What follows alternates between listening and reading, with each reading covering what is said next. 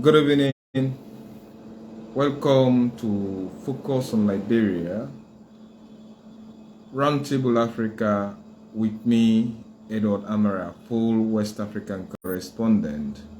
Welcome to this all important program where we bring you latest development on the continent of Africa, where we carefully analyze the development or latest development on the continent.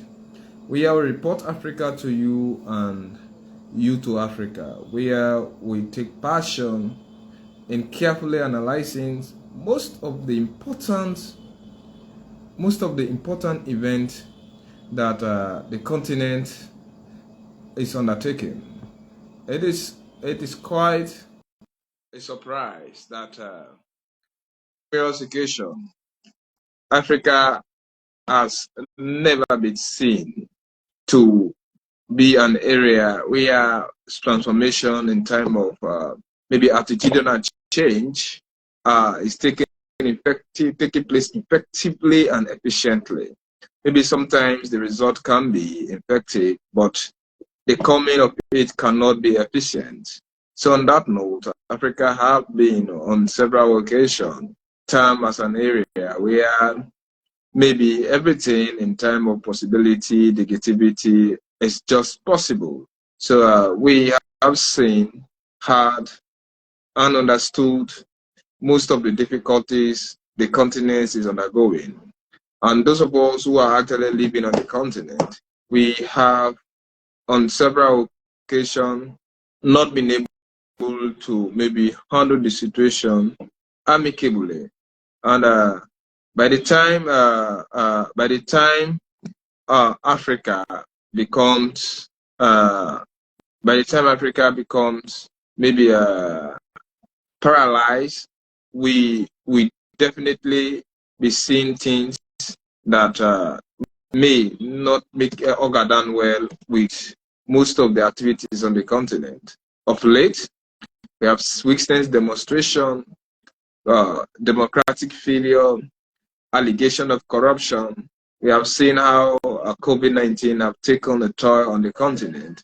And we have seen why sometime in 2014, 2015, and some part of 2016, how Ebola managed to ravage the country at all winds. So today, we are here to discuss 5 main important stories in brief. One, the first story is Senegal opposition leader found guilty of libel against the country tourism minister. Then the second headline is Ethiopia prosecutor dropped charges against the TPLF leaders, i.e. Tigray Liberation Forces. Then why South Sudanese actually do not trust the military. Then Nigeria alert over a plot to mar the 29 democratic, according to what they are describing, democratic transition of power after 29 years of uninterrupted democracy. Then finally, we definitely see South Sudan leader also appoint new defense minister. The first one was why Sudan. I'm talking about Northern Sudan do not actually trust the military. So let's start from the first headline. An opposition leader in Senegal, Mr. Sonko, has actually been found guilty of libel against the country tourism minister after he accused her of having embezzled the country's funds, especially meant for the development in tourism and other activities into Senegal. The government launched an investigation into the case, and according to them, the prosecutors found the minister not wanted. And the minister happens now to take the the opposition leader to court with the backing of the government on libel that her name, Mami Nyang name was being tarnished, thrown into the gutter by an opposition leader in the name of political return. So, and this opposition leader, Mr. Soko, also is facing charges for rape against him in court. A 2 month suspension sentence has actually been given to him based on the current ruling, and he will pay around 38,000 to the tourist minister or tourism minister for having thrown her name into the gutters for a crime that she knows nothing about. Then, above all, she will stand to gain her public reputation. That maybe Mr. Sanko, we also apologize to the public and maybe retract his statement of having lied or willfully lied against the country tourist minister. However, supporters of Mr. Sanko, we had actually expected to be in the street of Dakar, maybe to protest against the pending government decision had the court decision been very harsh. Unfortunately, it is very lenient, 38,000 euro charge against this person to pay the country tourist minister for having thrown her name into the gutters, and at the same time, he should retract his statement publicly that she doesn't know anything about the crime he committed. Then above all, he has a 2-month suspended jail sentence. However, more is still damaging to the opposition leader because he still faces a charge in court against rape. And should he be found guilty, his potential of running for the presidential election in Senegal are definitely going to be crippled. And Mr. Sanko actually came in the last presidential election in which Makassar won 3rd position. But he has not been seen as the most prominent opposition leader of Senegal, who has the mojo and necessarily the public support maybe to confront Mr. Makassar. And Makassar, actually, term of office expired this year, and he's not expected on constitution Monday to run for another term of office. However, he has neither declined nor proposed to the running of or for him to be the next presidential candidate for his political party. He said it is up to the parliament and the people. And fortunately for Mr. Makassar, he came in on a constitution that had 7 years per term in terms of the presidential position or duration in Senegal. But since politicians are so unscrupulous, they believe in making certain changes that may definitely have a very good effect on their future political ambition. In his final year or in final term in office, he amended the constitution from 7 years to 5 years, meaning he was turned to be banned or forbidden to contest another election had the 7 years per presidential term being the constitution still Senegal is running or is operating by. But unfortunately, Senegal now adopts the 5-year presidential term. It was that same constitution that Alpha Condé amended in 2020 Guinea that gave him the presidential, maybe the mandate to run for another presidential term of office, which the military became so annoyed and he was being overthrown. It's the same mistake that Makassar is about to do. Senegal has actually been facing stable democracy, maybe strong economic development relatively compared to other countries, although it has another challenge in the Kasama region, where it is fighting against the separatists who have actually been there. They have actually been moved into that particular region and that for them to seek cessation or independence. But Senegal has never agreed to grant them that particular independence. And that war is a traditional war over there. But in the nutshell, Senegal actually is people. Finally, Mr. Makassar intention to run for the presidential another term of office is seen as queer, is condemnable according to some human rights activists, lawyers, political commentators, and some political thinkers and other analysts. They have actually condemned it, but yet he's here to declare his intention. and nobody knows what Makassar is thinking. And some of the opposition leader, Mr. Sanko, and the supporters are saying that this is a subversive move for Mr. Makassar to prevent him running into the coming presidential election, because he, Makassar, knows that he is the only, Makassar knows that he is the only, sorry, we just get a breaking light, but thank God he's back. He, Makassar, knows that he's the only person that have the potential to contest and win the presidential election against him. So that demonstration was peaceful today, because the charges against Mr. Makassar, the Sanko, though we are not dropped, he was sentenced, but the sentence is so lenient, and the term of office of the president is yet questionable. We may see what type of development may continue into that type of West Africa country. Then let's go into the Horn of Africa, Ethiopia.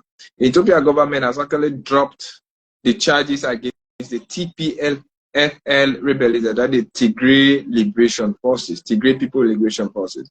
We have all seen and heard since 2020, when the Tigrayan forces have been fighting against the central government of Ethiopia. Ethiopia is actually running a federation where they have a prime minister as the head of government, and they have the president, who is actually a female, as the head of state, or the president. Why they have the prime minister, but the prime minister have the political powers, while the president, who is a female, only have ceremonial powers. So it is the prime minister that actually wields the power of Ethiopia. And since Mr. Abiy Ahmed sacked most of the leadership into Tigray by when the Tigrayan forces or people conducted a referendum that gave them almost 90% to become independent of Ethiopia. Now we should all know that the Tigray people, they have like Haile Selassie and others. For quite a long time, they have been the main people on the powers in Ethiopia. But Tigray, Abiy Ahmed, who hailed from that Amara region, decided now, he's an Oromo person, decided now to take over the leadership. I think the Tigrayan forces or the Tigrayan people have felt that they have been a little bit, distance from power. And most of the power that they used to enjoy have actually been taken away from them. So bitter war have been fought, or the bitter war is still ongoing, going on, although there is relative peace. The like of Eritrea, which capital city is Amara, under another president. And before this time, over 20 good years, Eritrea and Ethiopia fought bitter war in the early 1990s.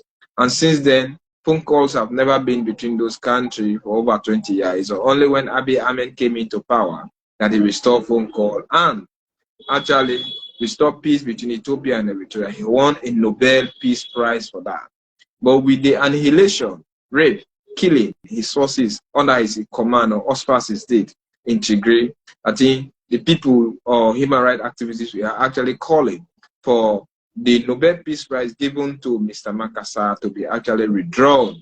It was the same thing that when the current minister in Burma or Myanmar, or president who is now under arrest, Aung San Suu Kyi, when she failed to defend the civilians, especially those Muslims, the Rohingya Muslims who are being killed on a daily basis in Myanmar or Burma against the military. Like, she failed to support those Muslims who they are the most persecuted people into the world, the Rohingya Muslims. Calls have been made for her Nobel Prize to be restricted, or for her to be restricted from having a Nobel Prize. But it was not being done. Unfortunately, the military have also stand against her strict.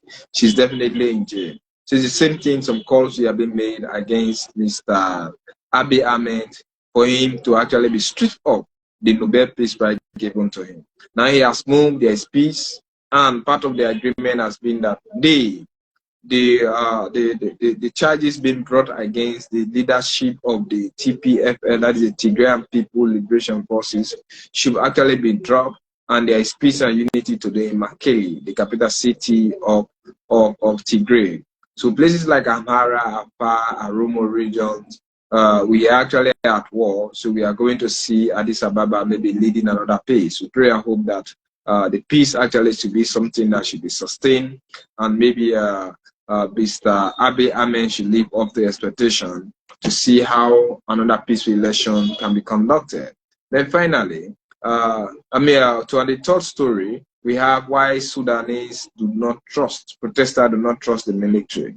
Since the fall of Omar al-Bashir in 2019, Sudan has faced a lot of political upheaval in which two coup d'etat have taken place. A president or interim leader, Hamdok, was actually arrested, placed under house arrest, and forced to resign.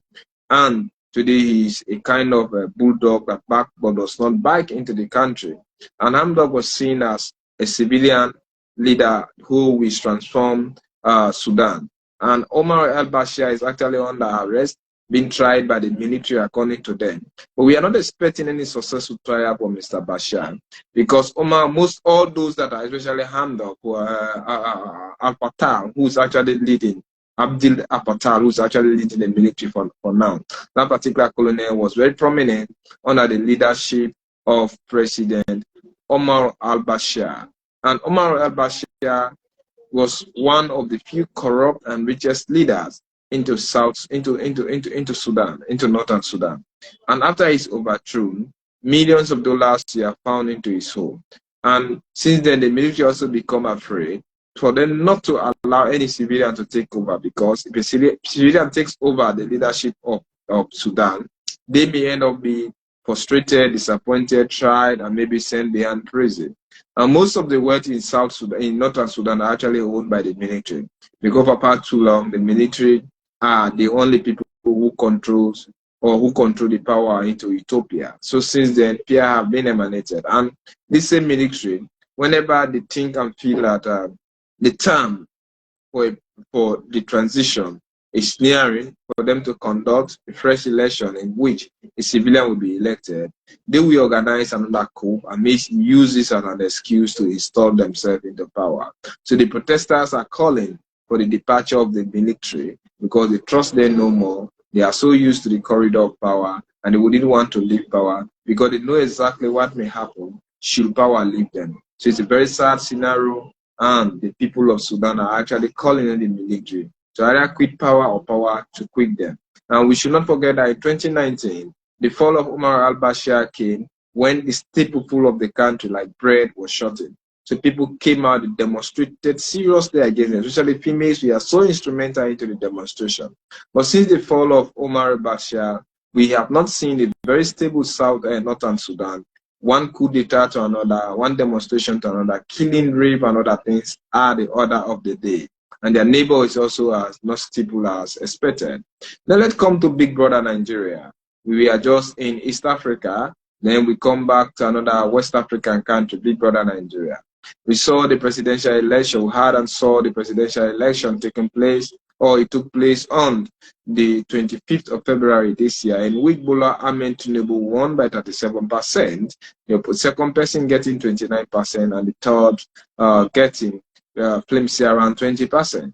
Then, unfortunately, this election was marred by political intimidation, voters harassment, stuffing of ballot boxes, snatching of ballot papers, and arms, guns, and other people were carefully organized hoodlums to destroy the presidential contest, in which places like Lagos cried power even during the presidential and gubernatorial elections. Bayelsa State was another one, Niger Delta, the River State, another few places like Gombe actually went on a series of Mandugri or other places, and some areas are yet to contest election. Unfortunately, it is the only election in Nigeria that 3 presidential candidates who had the topmost votes into the particular election are claiming victory. Bola Ahmed Tinubu is the one satisfied by INEC, that is the Independent National Electoral Commission of Nigeria. But Peter Obi of the LP party is still claiming that he won the election.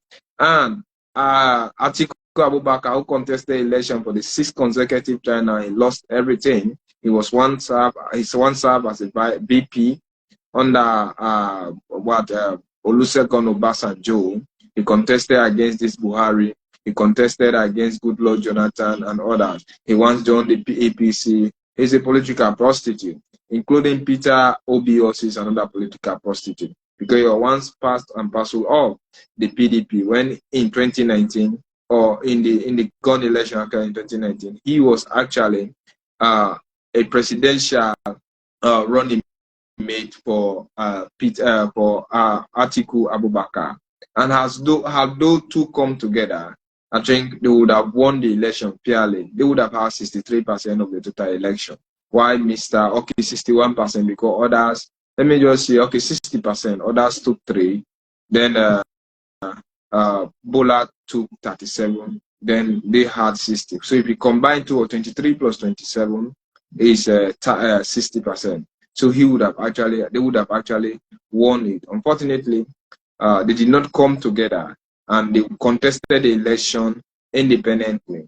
And the failure for them to form a coalition against a sitting government led to their downfall. This even tells us that even the places like Liberia, Sierra Leone, Guinea, or whatsoever country that might be governing to election, if you really want to, maybe if you want to bring down the ruling party, one of the basic things that they should do, they should form a strong coalition. But I'm seeing like Liberia having divided opinion on who to actually lead the coalition.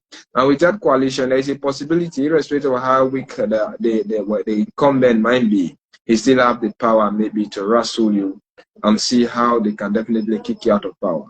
So now, those election results have actually been condemned.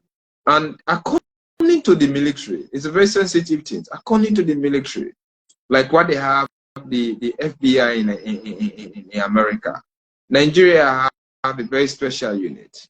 According to them, in fact, as I speak, before Bola Ahmed Tinubu left some part of last before week for London and Paris, and he will be heading to Saudi Arabia, he was actually with these particular forces for protection until the 29th of May, when he will be handed the baton of power of Nigeria. He was actually under the control of this military. And it was the same thing that happened in 2019 when Buhari came to power for a second time. He actually went and got some protection from this military till his inauguration. I mean, when he came into power in 2015, till inauguration.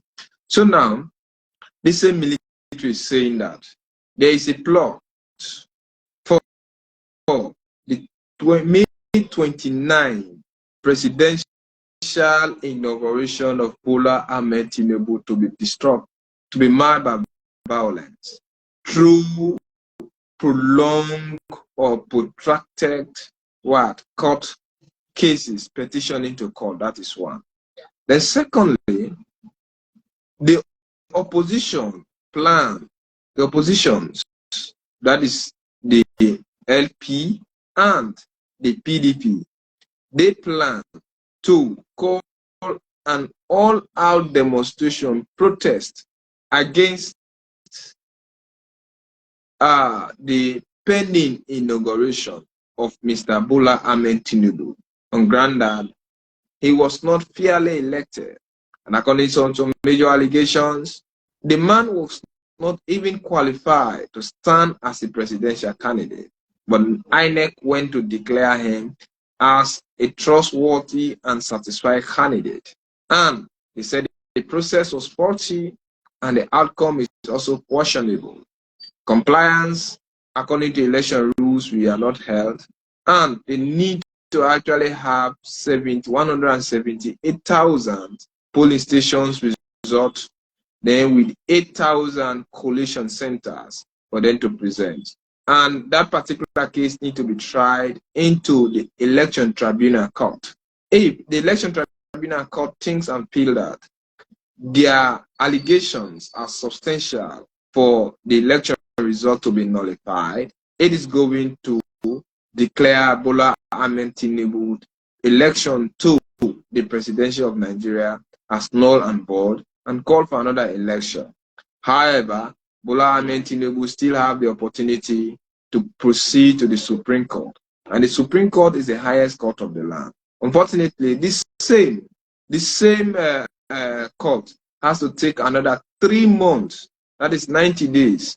180 days. That is 6 months. For them to actually investigate, study the case, for them to establish the fact that there is a case for the election result to be contested into court. And the interesting part of the entire scenario is that these so-called opposition leaders did not go with the case together. They went with individual cases because both are claiming victory. Because should they submit their cases together, it would have been assumed that it is a single person.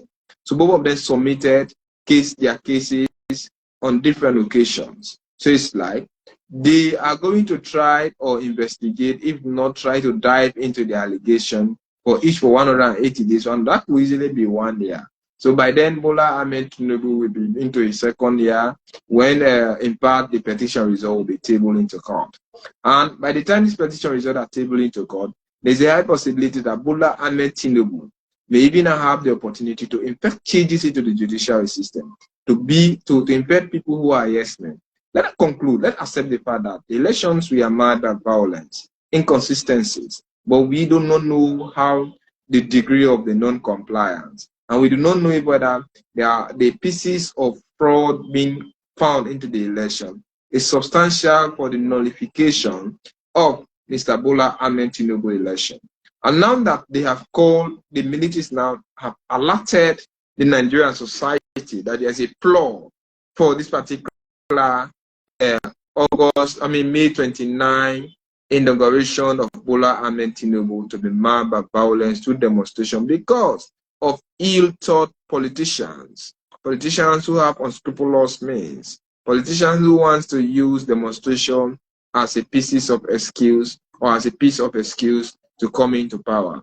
And they are even threatening that an attempt to disturb the presidential inauguration of Bola Ahmed Tinubu will be termed as a treasonable act and punishable by death. Why the opposition is saying the military is using this as a means of intimidation to instill fear into them, not to come out on the street and demonstrate, but they are ready to do everything they can to ensure that they seek justice either by hook or by crook. Now we are watching at a situation here because Nigeria is in a very sensitive position. Nigeria is faced with things like Boko Haram, ASWAP, that is the Islamic State of West Africa, the state by MAJD, that is the Movement for the Emancipation of the Niger Delta People, IPOP, the independent, that is a Biafra movement. They really want to become independent. They have gangs, armed robbers who are kidnapping people for ransom. There is poverty. A few times ago, demonstration was actually on when the country attempted to redesign its naira to reduce it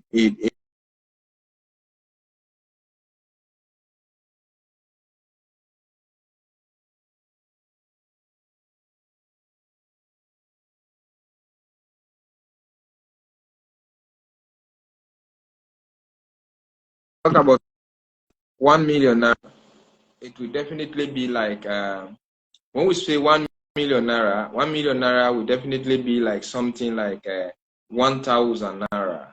But the situation, the redesigning of the currency was hit by shortage of naira, and demonstration actually were held, and the independent or the Supreme Court declared the act of nullifying, or if not trying to terminate the circulation of the old naira to be illegal, and they are now currently using both notes until everything can be sorted out.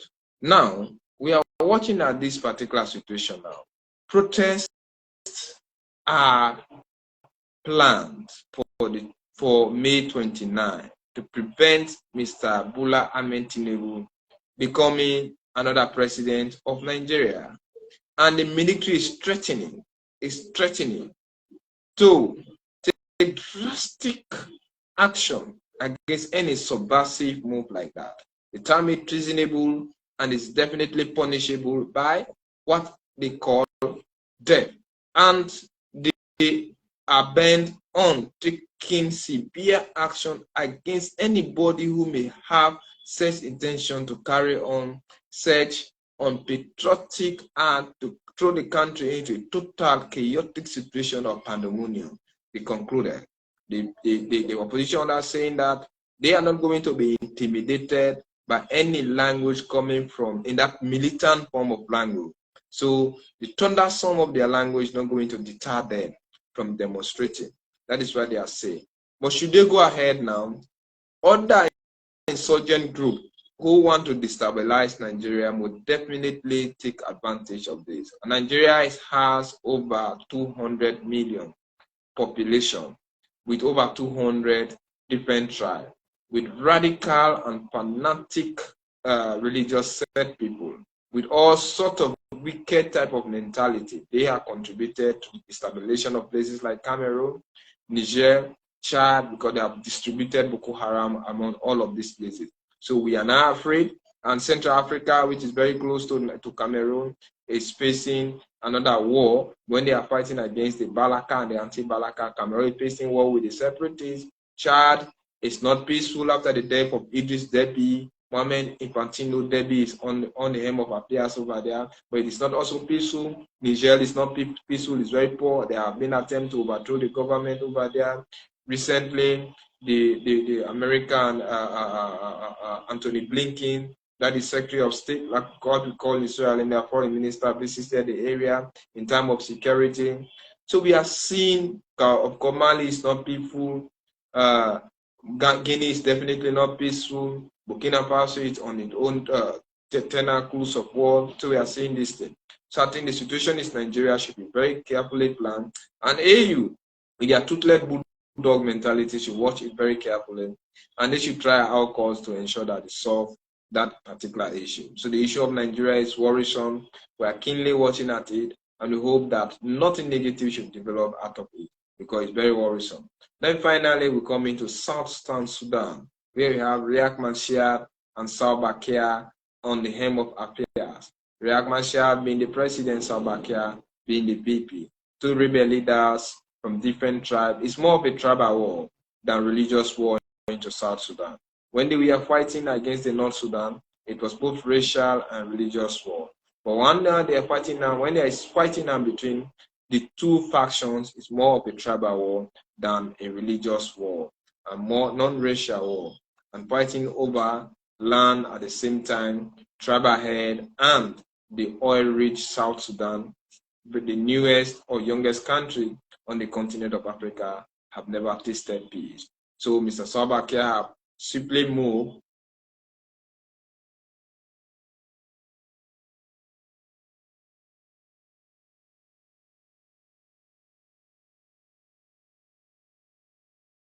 to sack that particular person and replace him with his own loyalists. So today, the South Sudan has a very new defense minister appointed by Mr. President. So there is political tension into the country, and we are yet to see more development coming out of the continent. Thank you very much. It's been me, Edward Amara. To end the analysis of my news, the major new headline one more: Senegal opposition leader found guilty of libel, charged 38,000 euro, but was actually given a suspension sentence of 2 months. Then Ethiopia prosecutors dropped charges against the TPFL, that is the Tigray People Liberation Forces. Then we are seeing why Sudanese, not Sudanese, do not actually trust the military. Then Nigeria won against plots to mark May 29 presidential inauguration of Bola Ahmed Tinubu. Finally, South Sudan actually have a new defense minister after the president of that nation sacked the defense minister and replaced her which is loyalist. Thank you. Good night tomorrow.